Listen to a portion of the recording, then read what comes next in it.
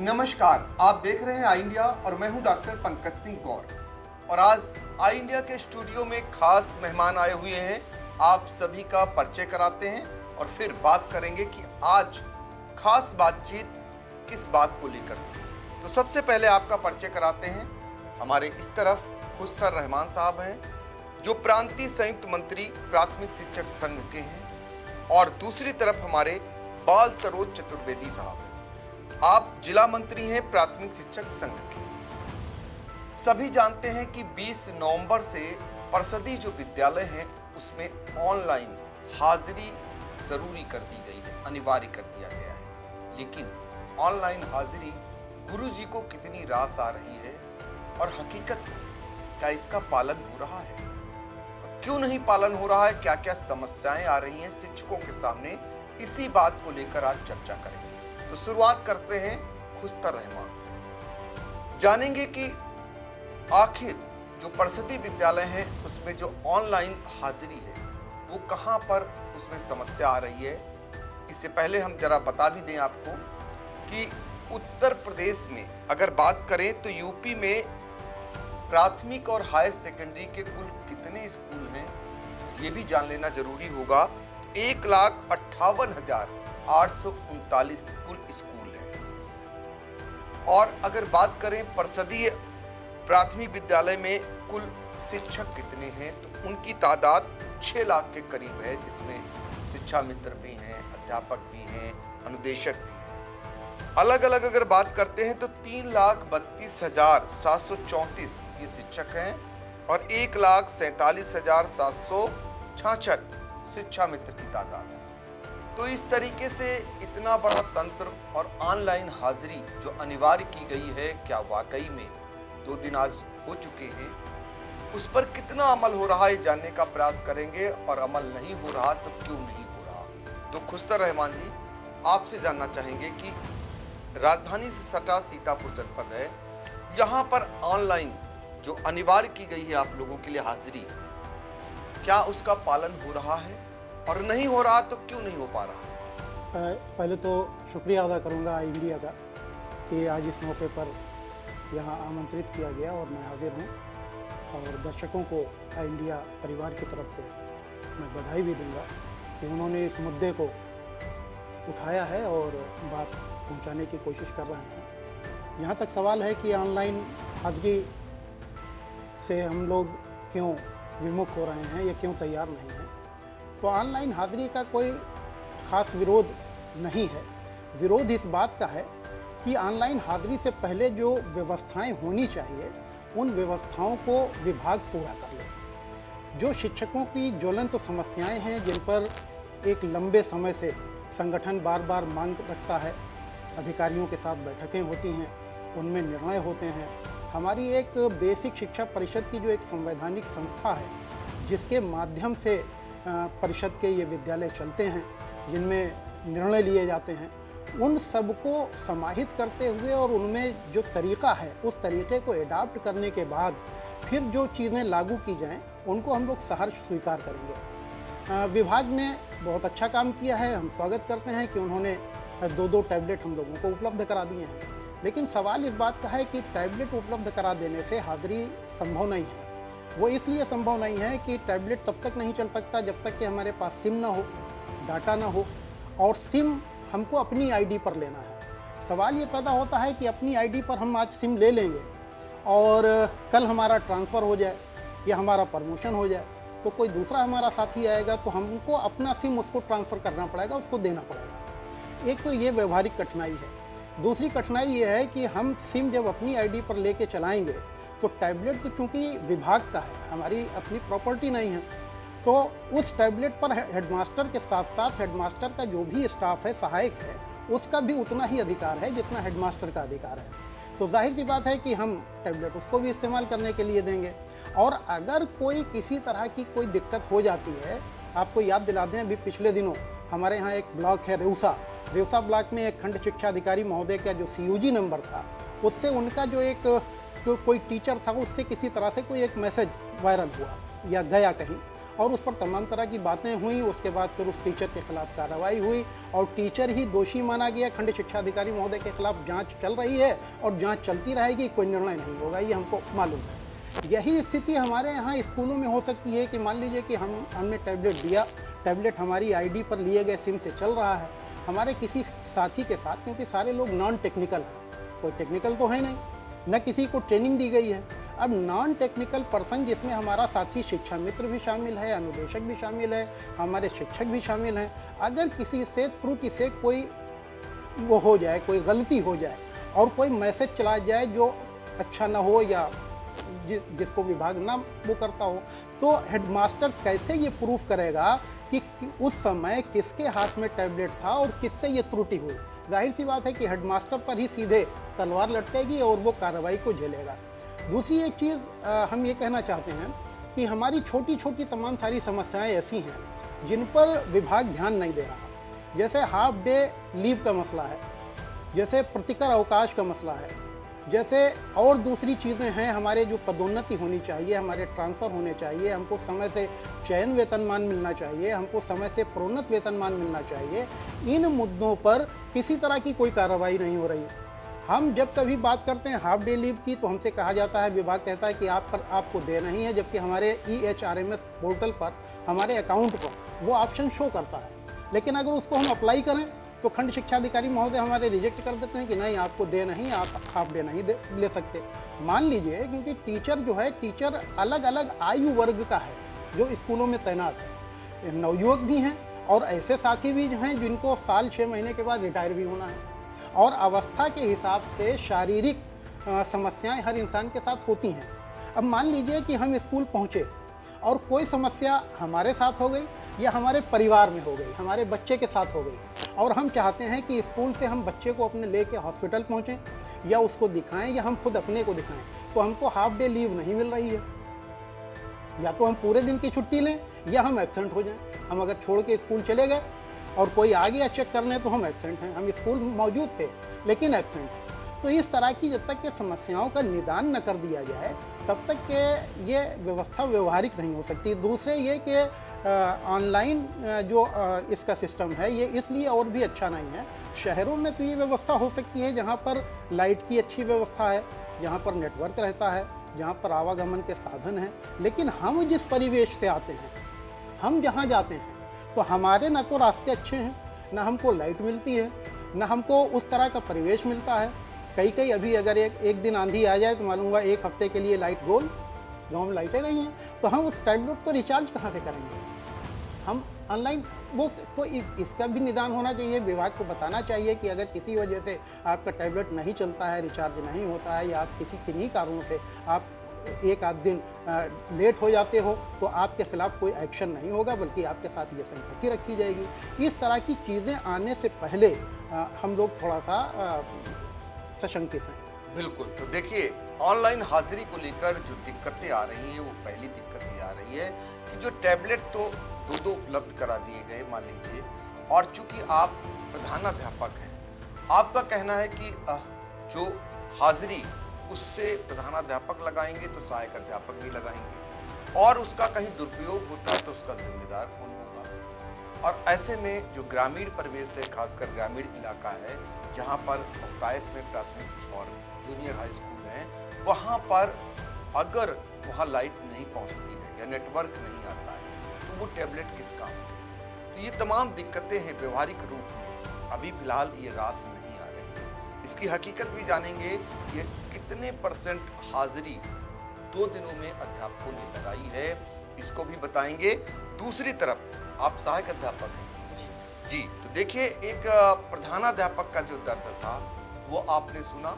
अब सहायक अध्यापक बाल सरोज चतुर्वेदी जो बताएंगे कि इस ऑनलाइन हाजिरी को लेकर आप क्या मानते हैं कि इसमें कहाँ लोचा है और क्यों नहीं इसे अपना रहे लोग, और अध्यापक क्यों नहीं इस पर अमल कर रहे हैं? हम लोग ऑनलाइन हाजिरी का विरोध इसलिए कर रहे हैं कि इसमें जो है नेटवर्क की कनेक्टिविटी भी नहीं है, नेटवर्क देने के लिए जो सिम है, सिम भी नहीं आया है, और दूसरी तरफ हमारे जो समस्याएं हैं उनको न सुनते हुए सीधे इस प्रकार के फरमान जारी किए जा रहे हैं कि जिससे कहीं न कहीं अध्यापक नाकारा साबित हो जाए, क्योंकि उसके पास समस्याओं का अंबार लगा पड़ा है। जब से महानिदेशक महोदय ने पदभार ग्रहण किया तब से समस्याएं हम लोगों के विभाग में बढ़ी है, कम नहीं हुई है। शिक्षकों की समस्याएं बढ़ी हैं। जब वो समस्याएं बढ़ती जा रही हैं, उस बीच में इस तरह का अटेंडेंस का सिस्टम लाना कि कहीं न कहीं समाज में ये फैलाओ कि नाकारा शिक्षक है, जबकि ऐसा नहीं है। शिक्षक सब समय से जाते हैं। आप अगर अटेंडेंस लेना चाहते हैं तो आप अपनी व्यवस्था चुस्त दुरुस्त करिए, उस व्यवस्था के तहत हम अटेंडेंस देंगे, न कि हम अपने मोबाइल से, अपने सिम से अटेंडेंस देंगे। दूसरी तरफ जिस परिवेश में हमारा शिक्षक जाता है, कहीं पे रास्ते अच्छे नहीं हैं, कहीं पे जलभराव की समस्या है, तो अब कहीं पे गन्ने का सीजन चल रहा है, फैक्ट्री की जाम लगी है, कहीं पे एक व्यवस्था है गांव में ट्रैक्टर में ट्रालियों में पलटा करते हैं, तो इससे उसमें करते हैं रास्ता 15 मिनट अबाधित रहता है। तो ऐसा तो नहीं है कि हम लोग कहीं उड़ के पहुंच सकते हैं ना, क्योंकि उसी समाज में रहते हैं। किसानों के भी काम है, हमारे भी काम है, तो उनको भी देखना पड़ता है कि 10 मिनट रुकना पड़ता है। उसके बाद अध्यापक की वैन है, अध्यापक की गाड़ी है, उसके बाद निकलती है, तो उनके भी काम है। भाई किसानों की भी समस्याएं हैं, लोगों की समस्याएं हैं, छात्रों की भी समस्याएं हैं, तो उनको देखते हुए जो उचित हो उस निर्णय लेना चाहिए, न कि ऐसा निर्णय जो कोई किसी भी समाज में एक विद्वेष ला दे। जैसे हम उनसे लड़ें कि नहीं आप रास्ता खाली रखो, हमको कहीं न कहीं ये मालूम हो रहा है कि कहीं न कहीं ये है किसी न किसी के सामने शिक्षक को किया जा रहा है कि आप इनसे सामने हो जाइए।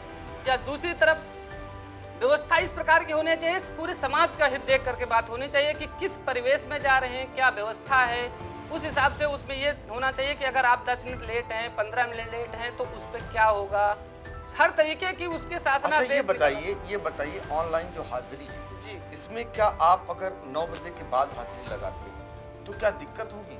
जी, उसमें 9 बज के अगर 1 सेकंड पर भी कोई जाता है तो अनुपस्थित माना जाएगा, और वो चाहे पूरा दिन काम करे तो अनुपस्थित माना जाएगा। अगर किसी भी समस्या की वजह, जलभराव की वजह से, रास्ते में जाम की वजह से, गन्ने के सीजन चलते हैं, शुगर फैक्ट्रियाँ जहाँ जहाँ हैं वहाँ आप उन क्षेत्रों में आप देखेंगे हर वक्त जाम की ही स्थिति रहती है। तो अब वहाँ पे इतना क्वालिफाइड नहीं है किसान कि आपके लिए रास्ता छोड़ेगा, कि उसको जागरूक करिए, आप शिक्षक जा रहा है उसके लिए रास्ता छोड़िए, उन तरीके की कोई बातें नहीं होती। जैसे कि किसानों की एक समस्या थी, अब उनको सरकार ने उनको पराली से संबंधित जैसे शासनादेश निकाले थे, उनका पालन आज तक नहीं करवा पा रही है।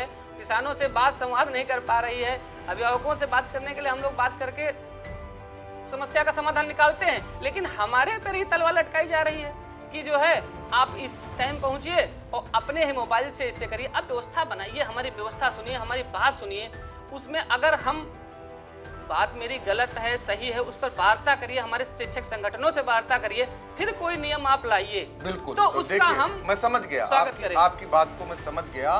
चूंकि पहले ही समस्याओं से ग्रसित हैं आप, खासकर परिषदीय विद्यालय के शिक्षक, और वो जिसे अभिभावक मानते हैं, यानी जो उनके अभिभावक हैं वो बीएसए होते हैं, लेकिन बीएसए के अधिकार क्षेत्र में बहुत कुछ नहीं होता है। बहुत सारी समस्याएं ऐसी हैं जिन समस्याओं से परिषदीय विद्यालय के शिक्षक जूझ रहे हैं, और उन समस्याओं को दूर करने का अधिकार अब बीएसए के पास नहीं है। तो ऐसे में पहले से ही परेशान जो शिक्षक थे उनके लिए एक परेशानी, एक तलवार जैसी फिर से लटका दी गई है ऑनलाइन हाजिरी को लेकर। अब ये ऑनलाइन हाजिरी जो है वो फिलहाल 2 दिन आज हो गए। ऐसे में खुस्तर जी, आपको क्या लगता है कितने % लोगों ने इसका अनुपालन किया है? देखिए, समस्याओं के दृष्टिगत अभी शिक्षक साथी जो हैं वो मन से तैयार नहीं हो पा रहे हैं कि अगर हम एक दिन शुरू कर देंगे और कल अगर हमारे सामने कोई परेशानी आ गई तो उसका हल क्या होगा। सिर्फ इतनी दुविधा है। अगर हल हमको बता दिया जाए कि अगर एक दिन आप लेट हो जाते हो या अगले दिन लेट हो जाते हो या कोई समस्या आती है तो आपके साथ क्या सहानुभूति होगी या कार्रवाई होगी या आपके सामने क्या विकल्प खुला हुआ है। जैसे अभी मैंने बताया कि हाफ डे लीव हमारे यहाँ नहीं है, हमको इतवार के दिन बुला लिया जाता है कि आपको इलेक्शन का काम करना है। सारे विभागों में प्रतिकर अवकाश दे है, लेकिन बेसिक शिक्षकों को प्रतिकर अवकाश देना ही। हम संडे में बैठेंगे, काम तो करेंगे, लेकिन अवकाश अगले दिन नहीं मिलेगा। इसी तरह की समस्या अनेकों समस्याएं हैं जिन पर लगातार विभाग से संगठन मांग कर रहा है, लेकिन विभाग उनको पूरी तरह से उनको कर नहीं पा रहा। हाजिरी कितने % हुई? हाजिरी 2 दिन में, अभी ये संगठन के पास रिकॉर्ड तो नहीं है, ये विभाग ही बताएगा, लेकिन आज सुबह जो सोशल मीडिया पर देखने को मिला है उसमें 7 जनपदों से हाजिरी के लिए परसों बात कही गई थी। उसमें लखनऊ था, लखीमपुर था, हरदोई था, सीतापुर था, उन्नाव था, रायबरेली था और श्रावस्ती। सीतापुर में 4% हाजिरी दिख रही है, बाकी अन्य जगहों पर 0% और 1% दिख रही है। अब लखनऊ जैसे शहर का शिक्षक अगर 0% हाजिरी दे रहा है तो समझा जा सकता है कि वो कितना सहमत है और कितना असहमत। बिल्कुल, देखिए क्लियर हो गया कि ऑनलाइन जो हाजिरी है बेसिक शिक्षक को रास नहीं आ रही है, और यही कारण है कि लखनऊ जो राजधानी है वहाँ के शिक्षकों ने एक सिरे से इसको अपनाने से जैसे मना सा कर दिया है। और वो आंकड़े भी बता रहे हैं। आपको बता दें कि सीतापुर जो राजधानी से सटा हुआ जनपद है, 18,000 के आसपास यहाँ पर शिक्षक, अनुदेशक और शिक्षा मित्र कार्यरत हैं। अब ऐसे में ऑनलाइन हाजिरी के जरिए सरकार उनको नियमित करने का एक कदम उठाए हुए है, लेकिन वो शिक्षकों को फिलहाल रास नहीं आ रही। आप ये बताइए कि लगता है आपको कि जो ये निर्णय है सरकार का, जो शिक्षा विभाग के मुखिया का निर्णय है ऑनलाइन हाजिरी का, ये अमल हो पाएगा या फिर आगे चलकर ये धड़ाम हो जाएगा?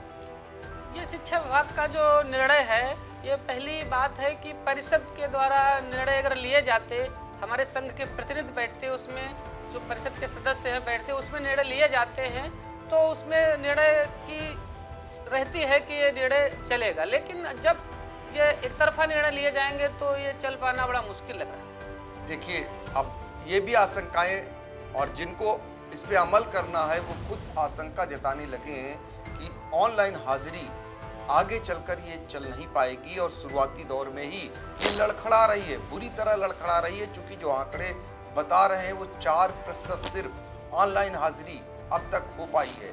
आगे चलकर ये कैसे अमल होगा, चूंकि बहुत सारी भ्रांतियां हैं और मानसिक रूप से भी इसको स्वीकार नहीं कर पा रहे हैं शिक्षकगण।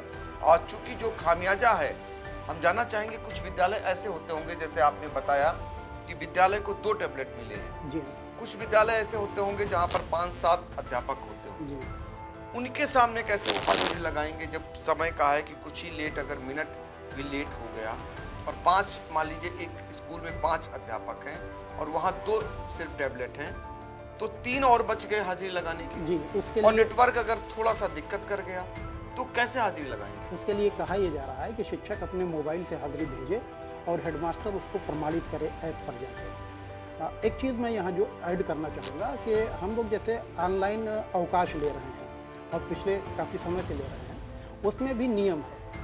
आजकल 9 बजे का स्कूल है, 9:01 पर अगर अवकाश हम आवेदित करते हैं तो मानव संपदा पोर्टल हमारे आवेदन को निरस्त कर देता है, छोड़ देता है।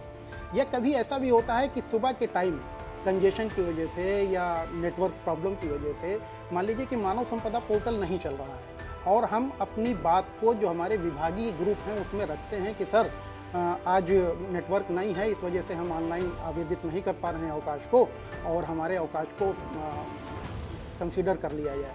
तो अभी 4 दिन पहले की बात है, कसमंडा में इसी तरह की समस्या आई और कसमंडा से कई फ़ोन मेरे पास आए।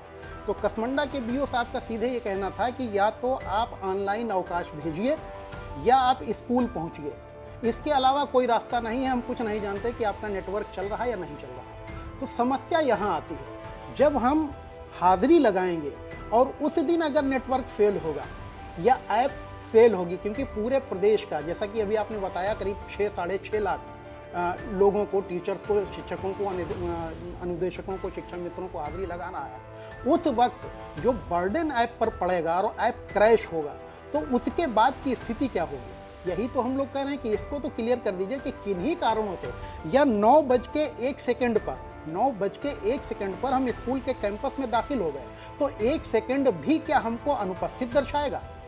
क्या 1 सेकंड भी अनुपस्थित हमको दर्शाएगा? जबकि होता यह है कि रास्ते में कितनी असुविधाएं होती हैं। अभी हम आपको बताएं और आप जानते भी हैं, हमारा स्कूल पड़ता है शाहमोहली से रिखौना रूट पर।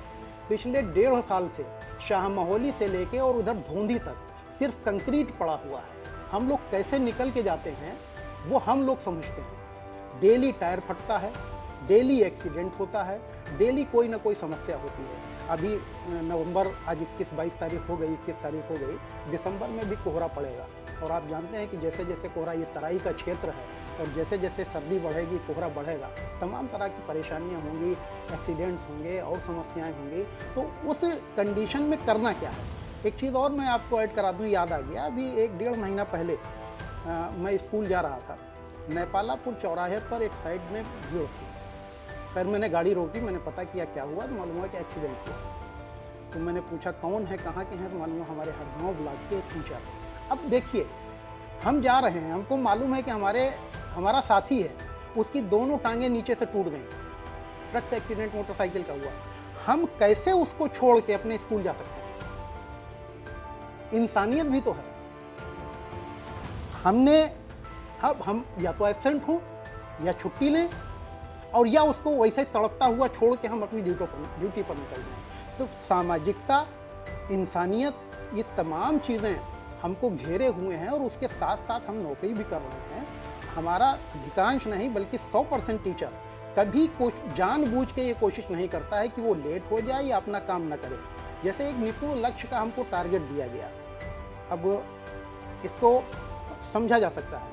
ये 30वां साल है हमारी नौकरी का। 94 में मैंने नौकरी शुरू की थी, ये 30वां साल चल रहा है। 30 साल का अनुभव है हमको पढ़ाने का। लेकिन एक 5 साल पुराना टीचर जो ARP है, वो आता है, हमको बताता है कि नहीं ऐसे नहीं पढ़ाना है, पढ़ाना ऐसे है। तो आप बताइए वो 30 साल का अनुभव हमारा कहाँ जाएगा? वो अनुभव क्या बेकार हो गया? पढ़ाने के लायक नहीं बचा। प्रथम संस्था का इंटर पास बच्चा आता है, वो हमसे कहता है कि आपको पढ़ाने में हम सहयोग करेंगे।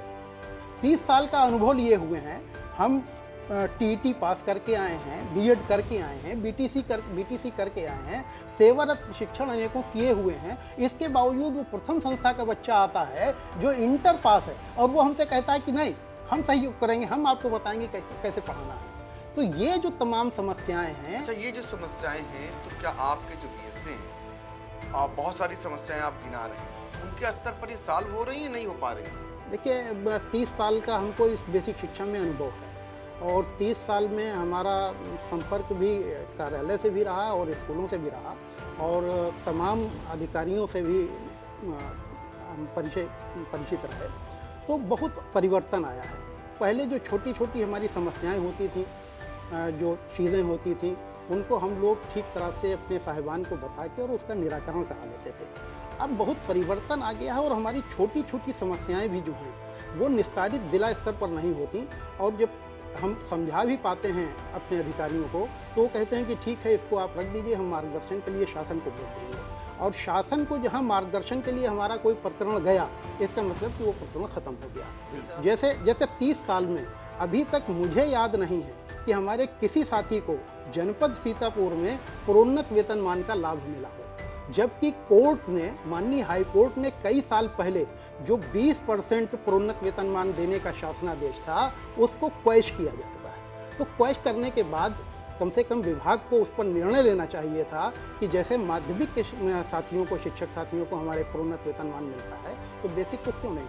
बिल्कुल। तो इन समस्याओं के बीच ऑनलाइन हाजिरी कैसे रास आएगी शिक्षकों को, आप समझ सकते हैं जब इन समस्याओं से वो जूझ रहे हैं और खुद तमाम खामियाजा, तमाम तरीके के सवाल खड़े किए जा रहे हैं कि ऑनलाइन हाजिरी को लेकर क्या क्या भविष्य में दिक्कतें होंगी और क्या दिक्कतें फिलहाल चल रही हैं, ये सब बता रहे हैं। जानना चाहेंगे आपसे कि क्या लगता था कि सरकार की मंशा ये है कि ऑनलाइन हाजिरी अनिवार्य कर, जो खेल चलता था अनुपस्थिति का या जो छुट्टियों का खेल चलता था, उस पे इससे विराम लगाने की उनकी मंशा है? नहीं, हमें नहीं लगता है कि जो खेल चलता था उस पर विराम लगाने के लिए इन्होंने किया है। हमें यह लगता है कि सिर्फ शिक्षक को बदनाम करने के लिए किया जा रहा है, जबकि शिक्षक के पास में जहां मिड डे मील बनवाता है शिक्षक, प्रधान और हेडमास्टर मिल के बनवाते हैं, उसमें अधिकतर हेडमास्टरों के ही सहयोग से बनता है, क्योंकि गुणवत्तापूर्ण बनना है उसको। तो उसमें उनको उनके पास फल लेने जाना या दूध की व्यवस्था करना या सब्जी की व्यवस्था करना से लगा के कई काम होते हैं। और ग्राम पंचायत में प्रधान से मिल करके कुछ कायाकल्प के संबंधित कार्य या अन्य कार्य या अभिभावकों के साथ उनके घर पे जाकर मिलने से बहुत से कार्य होते हैं। लेकिन जब हम उस एक पर्टिकुलर टाइम में विद्यालय में हेडमास्टर रहेगा तो कितने समय में वो उन कार्यों को करने जाएगा। अच्छा, पिछले दिनों आपको रोकूंगा, पिछले दिनों डायरेक्टर साहब का एक निरीक्षण भी हुआ जी। उसमें जो तस्वीर आई थी उसमें क्या जो बच्चे हैं, छात्र छात्र हैं, उनकी उपस्थिति और जो अध्यापकों की उपस्थिति का जो आंकड़ा बाद में निकल करके आया, वो क्या माना जाए? वो भी तो एक जो दर्शाया गया कि उसमें काफ़ी कम तादाद में शिक्षकों की उपस्थिति पाई गई थी और साथ ही 40% भी बच्चे उपस्थित नहीं पाए गए। ऐसा क्यों?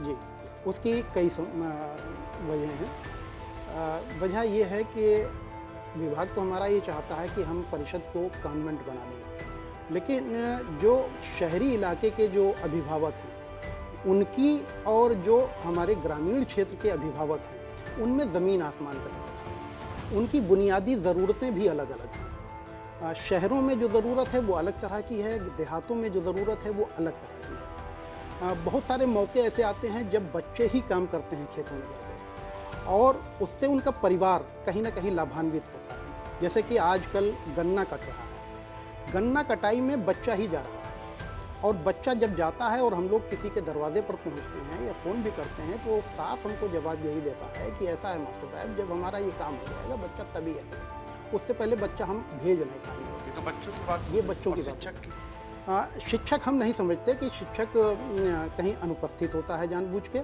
शिक्षक यही हो सकता है, जैसे हम जा रहे हैं सपोज कीजिए, जैसे मैंने अभी बताया कि एक कुछ तो ऐसे पाए गए थे महीनों नहीं आए और वेतन ले रहे थे, उनकी अनुपस्थिति लगातार थी, उनके पहले से एप्लीकेशन छुट्टियों के पड़े थे, ऐसे भी मामलों को उन्होंने उजागर किया। नहीं, देखिए इस समय तो छुट्टियों की मैनुअल एप्लीकेशन का कोई मतलब पैदा नहीं होता, क्योंकि ऑनलाइन सिस्टम है और हम लोग साल 2 साल हुए जा रहे हैं हम लोग मानव संपदा पोर्टल के माध्यम से छुट्टी लेते हैं। हमको तो नहीं लगता कि इस तरह की चीज़ें अब आती हैं, लेकिन जो उपस्थिति की, आपने बच्चों की उपस्थिति की बात की, जैसे आजकल ही है और अक्सर ऐसा होता है, मैं तो ये करता हूँ और हालांकि ये सब करने की वजह से कहीं ना कहीं हम निशाने पर भी रहते हैं। हम अक्सर वीडियो बना के अपने विभागीय ग्रुप पर भेजते हैं कि देखिए इस अभिभावक से बात कर रहे हैं और अभिभावक का जवाब ये है। तो ये तमाम तरह की समस्याएं, उनके सामने समस्या एजुकेशन के साथ साथ दूसरी जो समस्याएं हैं, जब तक उनका निदान नहीं होगा, जब तक वो जागरूक भरपूर तरीके से नहीं होंगे, तब तक बच्चा नहीं आएगा। उदाहरण के तौर पर आपको बताएं, अभी एक परिवार हमारे पास आया और 3 बेटे थे उनके। उन्होंने कहा कि मास्टर इनके नाम लिखना। हमने कहा बच्चे तो आपके बड़े हैं, ये कहाँ पढ़ते हैं? तो बोले कहीं नहीं पढ़ते। तुमने कहा कहाँ पढ़ते थे, किस क्लास तक पढ़े हुए हैं? बोले किसी क्लास तक नहीं पढ़े हुए। तुमने कहा क्यों नहीं पढ़ाया आपने?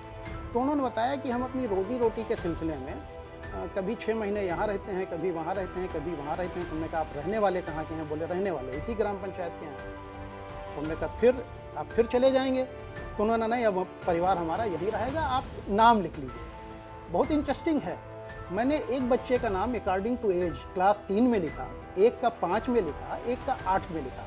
ये अगस्त में लिखा है मैंने। और अभी दिवाली के बाद जब वो तीनों बच्चे नहीं आए, मैं खुद उनके घर गया हूँ, पहले बच्चों से पता कराया, फिर मैं घर गया कि वास्तविकता क्या है। तो परिवार बलिया चला गया। अब बताइए, ये 3 बच्चे जो कभी स्कूल नहीं गए थे, उनका नामांकन हुआ, मैंने खुद किया, और परिवार फिर चला गया बलिया। तो अब मैंने दूसरी एक चीज़ और मैं बताऊँ, हो सकता है कि ये जो मैं कह रहा हूँ इसका मुझे खमियाजा भी भुगतना पड़ जाए, क्योंकि मैं टीवी पर बोल रहा हूँ, लेकिन मैं बताऊँगा, इसलिए बताऊँगा कि ये समस्याएं अगर नहीं बताऊँगा तो पता कैसे लगेगा कि क्या समस्याएं आ रही हैं। मैंने अगस्त में 8 अगस्त या 10 अगस्त को मैंने एक चिट्ठी अपने BO सर को लिखी है और 49 बच्चों का नाम लिखा है, सूची बनाई है और हर बच्चे के सामने इंगित किया है कि ये बच्चा इस कारण से विद्यालय नहीं आ रहा और इतने दिनों से नहीं आ रहा, कृपया मार्गदर्शन प्रदान करें कि इस बच्चे को क्या करें। 8 अगस्त से लेके आज तक मार्गदर्शन हमको नहीं मिला है। अटेंडेंस हमारी 345 है, मतलब रिकॉर्ड के हिसाब से बच्चे जो नामांकित हैं। अब बताइए, वो 45 बच्चे जिनके संबंध में विभाग हमको कोई निर्देश नहीं दे रहा, कोई पंजाब में है, कोई दिल्ली में है, कोई बम्बई में है, कोई कहीं है, नामांकन हमारे यहाँ हम नाम काट नहीं सकते। तो ये खाद्यान्न के लिए नाम लिखाते हैं, एमडीएम के लिए? ये सिर्फ लिखाते हैं पैसे के लिए। देखिए, ये है बेसिक स्कूलों का हाल। वहां पर क्या क्या समस्याएं अध्यापक के सामने हैं और जो बच्चे वहां पढ़ रहे हैं, जो उनके अभिभावक हैं, उनका अपना क्या खेल होता है, उसको भी उजागर किया। फिलहाल जो मंशा है परिषदीय विद्यालय की, जिसको लेकर एक नई व्यवस्था बनाई गई, यहाँ पर ऑनलाइन शिक्षकों की हाजिरी लगा करेगी, लेकिन व्यवहारिक रूप से शिक्षकों को राशि नहीं आ रही। यही कारण है कि 2 दिनों में 4% भी शिक्षकों ने अपनी हाजिरी ऑनलाइन रूप में नहीं लगाई। बहुत सारी दिक्कतें जिनको आप दोनों ने बखूबी ढंग से हमको बताया, और निश्चित तौर पर चूंकि जो जिम्मेदार हैं आप लोगों का एक ही कहना है कि अगर कोई नई व्यवस्था उन्हें लागू भी करनी थी तो कम से कम जिन पर लागू करनी थी उनके साथ बैठकर मंत्रणा कर लिए होते, उनके साथ बैठकर एक दूसरे के सुझाव ले लिए होते, तो वो कम से कम धरातल पर उसका अमल होता हुआ दिखाई देता।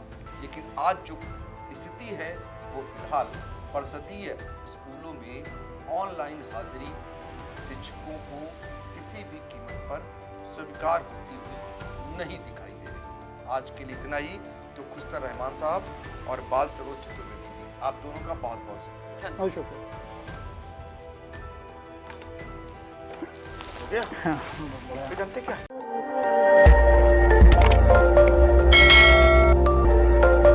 खबर आपकी, नजर हमारी। देखते रहिए आई इंडिया।